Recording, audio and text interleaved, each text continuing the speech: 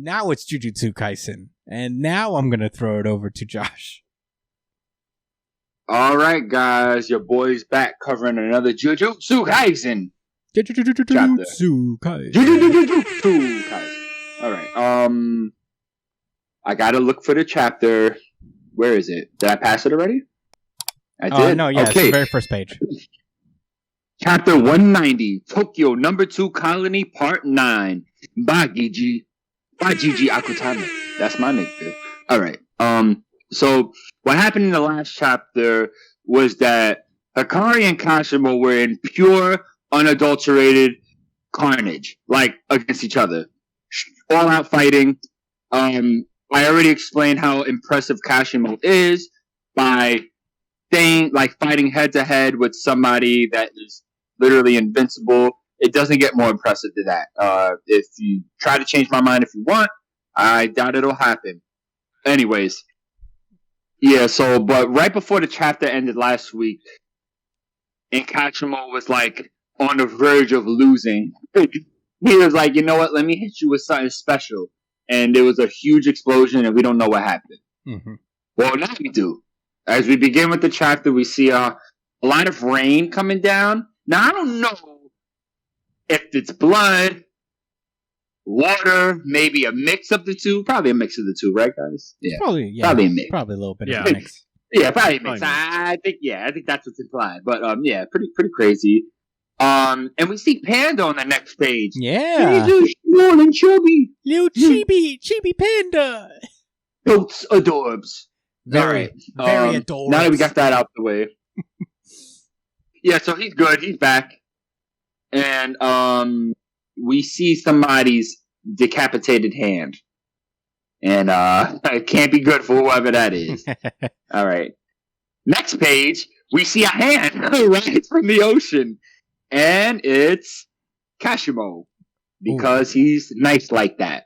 Mm-hmm. And he was like, he explains how he's out of cursed energy, but man, I hit this nigga with such a big explosion. It's gotta be it, right? No. Because the very next, right after we see him sucking his teeth, Hikari knocks that, punches him right in his fucking face, and we get a, yeah! I like that. Like a Johnny Bravo, Or remember, that picture of the woman during the women's suffrage movement we see on our textbooks with the bandana? Yeah. Yeah, it's like that. Rosie the Riveter, I think her name? Plus Kashimo's ass. With one arm. Oh, yeah. He's only got one arm. And I'm assuming that was, what's his name again? Hikari's hand. Yeah, that was Hikari's hand. Right. So, yeah, Hikari punches him, busts a pose, cool guy shit. And we get a little bit of exposition explaining what actually happened. So I'm just going to read it straight up. Kashimo had suddenly released the cursed energy whose outflow he'd been suppressing. Before the electricity could travel through the seawater, it turned into thermal energy, resulting in an explosion of steam. Makes sense. Okay? Now, this is where things start to get a little weird, but I'm going to try my best to explain it. Kashimo is like, I don't understand. Like, your invincibility ran out, and I blew you the fuck up. Why are you still here? Why? And Hikari actually breaks it down, in a very reasonable manner at first, right? So he starts to explain how he knows that he didn't, that he knew that, Hikari knew that Kashimo was nervous about him setting up his domain again, because of the nature of his ability, because he got an unexpected jackpot previously, it leads to a higher % chance of him getting a jackpot again. And it's like, you don't want to play around with that. You think you could survive another 4 minutes, nigga? I don't know about that. So, right, he's like, okay. So he says, basically right before the explosion, he thought, all right, if he is to survive it, at least if I could take your arm off of your hand or damage you in some way, you won't be able to set up. You have to use the hand signals to. If you're watching on YouTube, you can see me trying to use the signals. But oh yeah, if you're on YouTube, leave a like in the comments saying that you love the hand symbols. Yeah. Anyway, No, he's explaining that. Yeah, like I figured that even if he survived, he tried to take his arm off so that he wouldn't be able to throw up his domain again because he can't win against it. You know. Right, you want to be able to make hand signs. So Hikari says that he sacrificed his left arm so the rest of him could live. Right? And I think this is Kashimo thinking in his head, which he says he survived the explosion through a spur-of-the-moment binding vow. Anybody remember what a binding vow is? Yes. I don't actually. You want to break that down right in a second? I mean, you know, it's as it implies. You make a. I think you. It's hard to explain, but like, for example, Sukuna did it back in the day, where he made a deal with Mahito? No, with what's his face? Fuck. Why am I? The main character. Fuck. Itadori. He made a deal with him that in exchange for, I think, resurrecting Itadori, he would allow Sukuna the ability to respawn whatever he wants, under the condition that I think he doesn't hurt his friends or something. I to my memory, I'm in the middle of rereading all my like mangas, so Jujutsu Kaisen is close to next. So I'll have more clarity. No, that sounds about right. I do actually remember that being the case, which is why Itadori, like during that arc back then, what do you call that? I forget the name of the Japanese city. Shibuya. Shibuya. During the Shibuya arc, he gets really upset because like he thinks, "Damn, I told him not to kill my friends, but I still feel like shit because he killed thousands of people." Well, Itadori has no memory of that. Huh? Itadori has no memory of making the deal. Because that was part of the deal. Oh. Yeah. Well, I still imagine he'd think, damn, like that wasn't enough to just say protect my friends. I don't care about other people too. Yeah. Like innocent people. Yeah. Well, so basically that's a binding vow. In theory, like you can interact with your cursed energy to make a vow with yourself. You give something in exchange for something else. So in this moment, Hikari just like in an instant basically made a vow with his own energy to protect himself, and in exchange he gave up his arm. So I think that's... And I think no, that's it. That makes sense. So he goes on to explain that basically for what, you know, regardless of the conditions that led to it, because he sacrificed his left arm, I guess whatever cursed energy would extend to protect that part of his body was able to kind of go out through the rest of his body, and that was just enough to protect him. Yeah. I would imagine that like his left arm isn't that, it's only one appendage, you know, but whatever. I'm not going to say it doesn't check out. I get it. It was just weird, and now I fully understand. Yeah. So after Hikari gives his explanation, Kashimo says, "Just kill me." I don't want to hear the bullshit no more. All right. Get me out of here. All right. You got me. You bullshitted me, but, you know, a win is a win, a loss is a loss. Please kill me. and, you know, Hikari's like, "Nah, man, I need your points, broski." And, yeah. So he goes on to say that I don't consider this a win, which I'm glad Hikari knows, because I don't count it as a win for him either, honestly. But he mentions that he never used his curse technique. But Kashimo says that, yeah, you're right, I didn't, but it's because he could only use it once, and he wants to use it against Sukuna. Sukuna. Anyway, right, so right after that, Hikari wants to make a deal with Kashimo. And it doesn't, I mean, it kind of happens off screen, but I believe the gist of it is that he's going to allow Kashimo to fight Sukuna because, you know, Hikari, along with everybody else, understands that Sukuna is inside of Itadori. Kashimo don't know that yet, but they're like, "Oh, cool. Yeah, why don't you just help us out? Because you're mad strong, literally smoking people off the strength of just cursed energy manipulation and raw physical skills and smarts alone." Because he does mention that, you know, like, because he's not using actual, like, cursed techniques aside from that lightning strike. But I think that was still like a, no, that wasn't even a curse. It was just a function of his cursed energy, and he used it like smart. That's crazy, man. So he didn't use his domain or nothing like that. Nope. Okay. So, right after we basically learn that Kashimo's going to join the crew, we get a quick recap of the rules that were added. No, I'm skipping ahead. I'm sorry, guys. We actually come back to the manga guy. I don't know if y'all remember his name. Charles. Chris? Vincent? Who? Charles. Vincent? No, it's not Oh, Vincent. I thought it was Vincent. It's Charles. Charles. Okay. Yeah, he comes back to Charles, the manga guy that got bodied off screen, apparently. He didn't die. Because Gigi was like, you know what?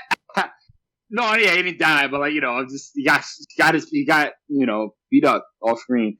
I guess Gigi was like, you know what? Let me introduce this guy and make him more. Hey, yo, he literally used the manga guy as fodder to break down what his ability is, and then use the next fight to flesh out the ability more. Yeah, it was kind of fucking crazy. Mixed feelings about the way he executed this, but good overall. Yeah, mostly good feelings. But yeah, he says a few things to Charles that actually really, like, one of the things really resonated to me because it's something that I've learned recently. And I'll put it, basically, Hikari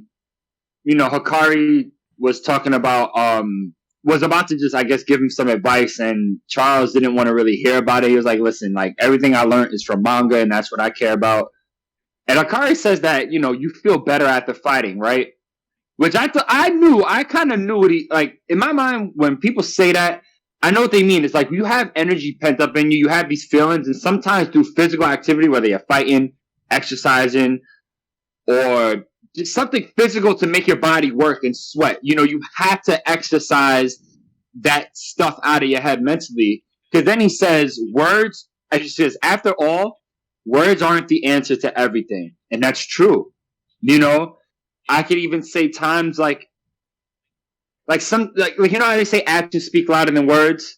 Yeah. It's not the exact same thing. It's not the exact same, like, meaning. But it's similar where, like, our actions matter just as much as words do. And you need both. You need to be able to talk and express yourself and think about the things you say and your thoughts. But you also have to be aware to stay in action, to be about the things you're talking about, or put yourself out there and try and be faced with certain situations. That's what I got from that, because you shouldn't be seeking out, like, obviously this is a shonen battle manga, right? Where they're going to keep fighting, and that's going to kind of be the point of the series, right? But I think it's not just about fighting. It's about the fact that, look, like, you had all of these emotions and you feel better after actually just hitting something, after exercising those demons, so to speak. Mm-hmm. That's what I got across from it. And I thought that was really, I like that coming from Hikari. Because that's what he's all about, action. And it doesn't seem like someone that just that's not thoughtful. He is, he's a thoughtful person that involves himself in the things he really enjoys and cares about. Moving on. So he goes to ask him what his manga is, and Charles is like, oh, no, I ain't even make it yet. It's like Hikari gets tight. Yeah. He says, get the drawing now. Anyways, all right, moving on. We get a visit from the witch lady. Nishimiya. Nishimiya from Kyoto. Nishimiya, it's right there. Yeah. Yeah, from the sister, from the Kyoto sister school. Yeah. Yep, I remember that. And she just comes down to just check on him, like, hey, what happened? Did you get the points from Kashimo? That. Okay. And they, I guess they give us a refresher on, like, what the plan for the new rules was, like, what the sequence of events was, which is good, because I forgot. So, the first thing was to make sure that they, they could preserve life within the game by exchanging points. Right? Itadori knocked that out. The next plan is to create a rule where if you have 100... Why is it 100 points? I actually want to talk about that a little bit. So so the second part of the plan is to allow the use of 100 points to create a substitute so individuals can withdraw from the culling game, right? and they have a picture of not Itadori, Megumi's little sister, who they're really trying to save because she's a part of the game.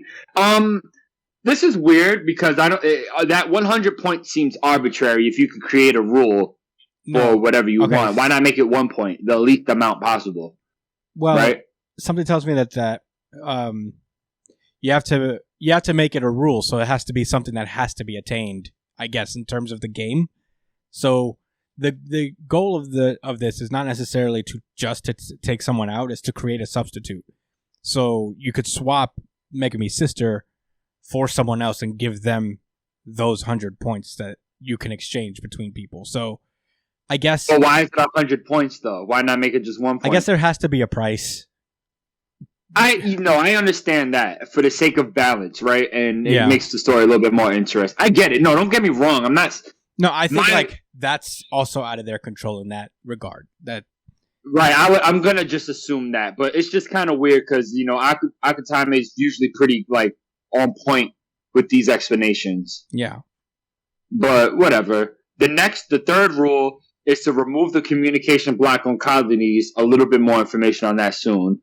So that they could communicate what's going on. Yeah, because so they don't have to wait. Inside the game, they can't use their phones. They can't communicate with the outside world when they're in the barrier.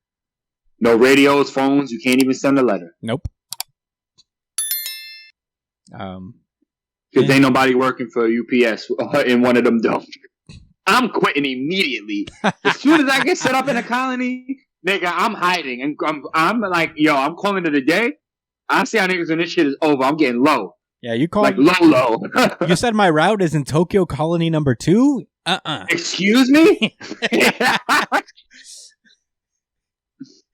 I heard there's somebody frying people with electricity. No thanks. No thanks. I heard there's this big cockroach motherfucking. Oh! All right, let's go. Let's move on. All right, so the fourth and final rule that they have for their plan is to allow the going in and out of barriers for whenever they want, or to save the Culling game victims. So, because even after they make the substitute, they're still trapped in the colony. Yeah, there's just other regular people who are stuck. Right. So, to save his sister and other innocent people. Yeah, the sister's the priority. Right. So, they get her out, and then they get everyone else out. So,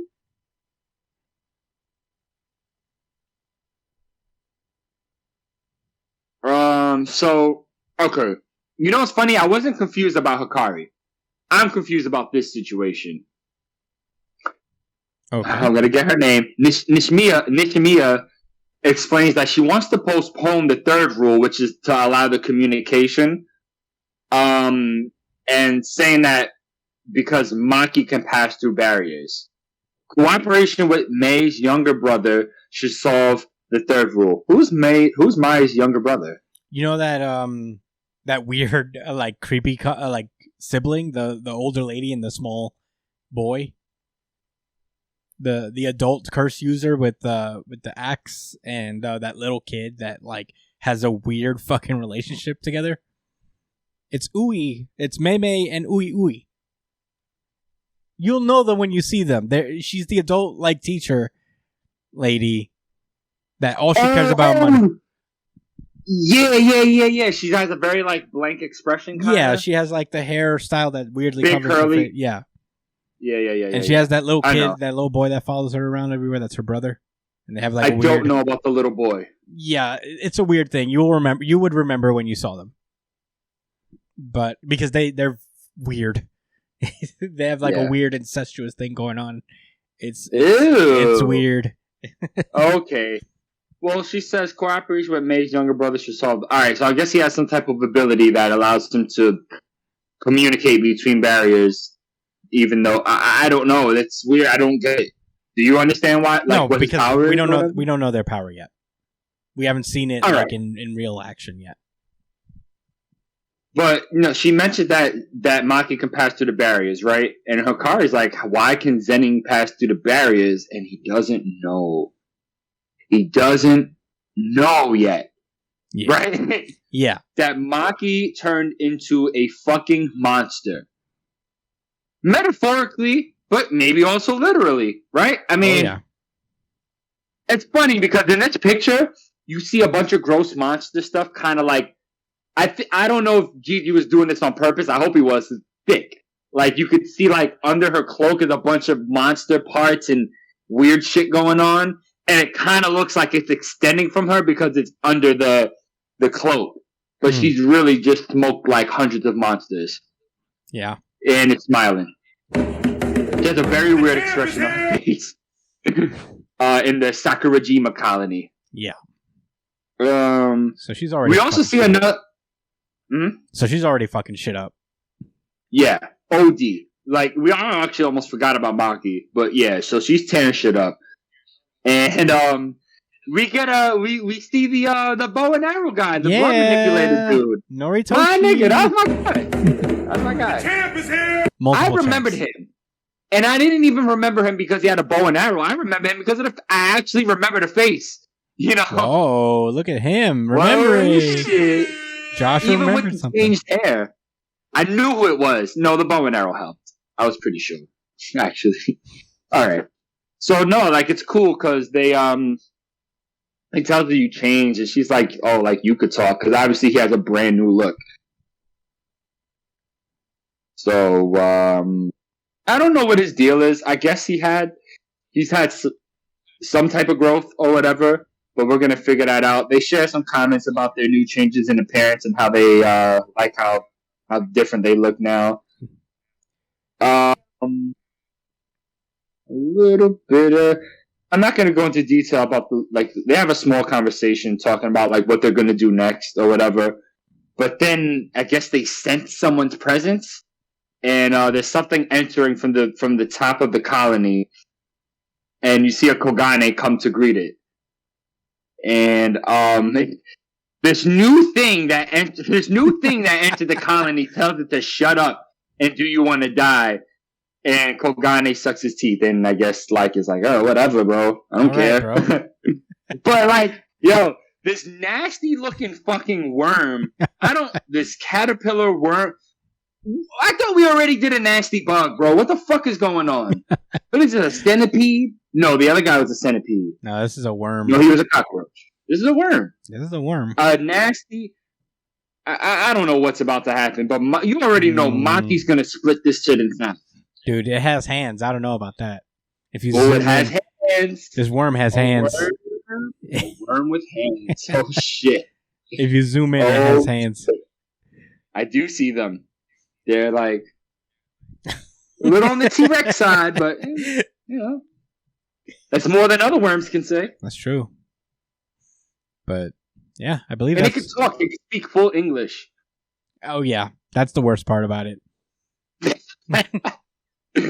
And that's the end of the chapter, guys. It's funny because a lot of stuff happened, but it was just a lot of transitionary stuff. Chris was right. The battle did wrap up, but I think we all kind of assumed that would be the case. Yeah. Yeah. So, I'm going to ask whoever wants to start giving their thoughts. I'll do it. I'll start. All right, Chris. Yeah, this chapter was pretty fucking cool. First of all, Return of Maki automatically makes it an RGC for me, to be honest. Brian, you don't read the other series, so I'm assuming that you're in 100% agreement with us that this is the RGC. RGC! It's not my RGC. It's not? Oh. No. Damn, you ruined the fun, bro. It's my RGC. I had this unified RGC. For what it's worth, it was really close. Yeah, that's fair. I mean, you know, the other chapter's pretty great, too. So Undead Unluck has just been on one recently. All right. Well, let me give it its flowers. Certified RGC. Certified RGC. Certified RGC. Yeah, I really like this chapter as like a cool transition chapter. A lot of things got set up. Kashimo joining the team. Fucking Hikari ending the game by cheating again. It's very much like in line with what's been happening so far. I really like Hikari's style of just gaming the system, like being like playing the game the way he does. it feels like he's the only, like, the Jujutsu Kaisen power system is very game-esque, and Hikari's power being literally a game is just like makes him so tailored to be so fucking broken. It's really cool. I really reasonable brokenness. Yeah. I really love the weird Takamura from Hajime no Ippo-esque role he's taken on with like Kashimo and Charles, where he's just being a senpai basically to these guys. They're probably gonna like enlist them in his fight club when this is all over. That'd be sick. But yeah, I mean, Hikari was so cool, and I'm loving that Maki's back and she's just tearing shit up. I mean, I'm glad they didn't waste any time with her getting into the thing. She's just been causing chaos this whole time. I love it. The Noritoshi thing was cool. It was cool to see a lot of the Kyoto kids. I'm wondering if we're going to see Toto at some point. Oh, yeah. Come on. He's got to be. And, I skipped over this. Sorry, Chris, to run over your thoughts, but the mangaka dude mentioned to Hikari, damn, like, what happened to your arm? And he's like, don't worry, I'm going to fix it later. Yeah, I mean, if he can fix his whole arm disappearing, I think then maybe Toto. Yeah. Oh, man. Hey, no, come on, man. He has to be able to still use his curse technique. How whack would that be? Yeah.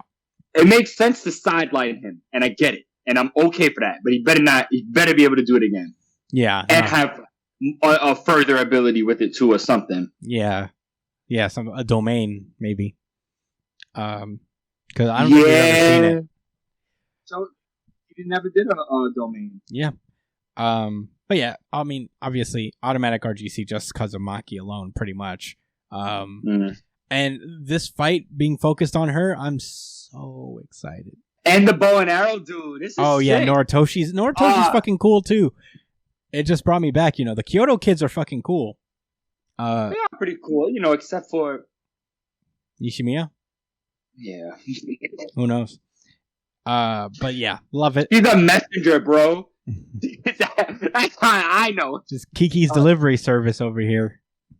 Right. She worked for Buggy.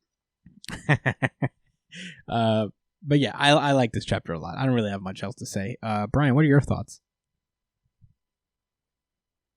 I love this chapter because it's fun. It's just another fun fucking chapter, and it kind of sets you up for like more interesting shit to happen down the pipeline. Of course, with Maki, we get to see her again, which is awesome. But I'm more interested in what the fuck Hikari has planned with Kashimo and Itadori, because they're just gonna have to scrap it out. Apparently, I don't know if Sukuna is actually gonna come out to fight. That would be cool. You're like, what was you saying about me, nigga?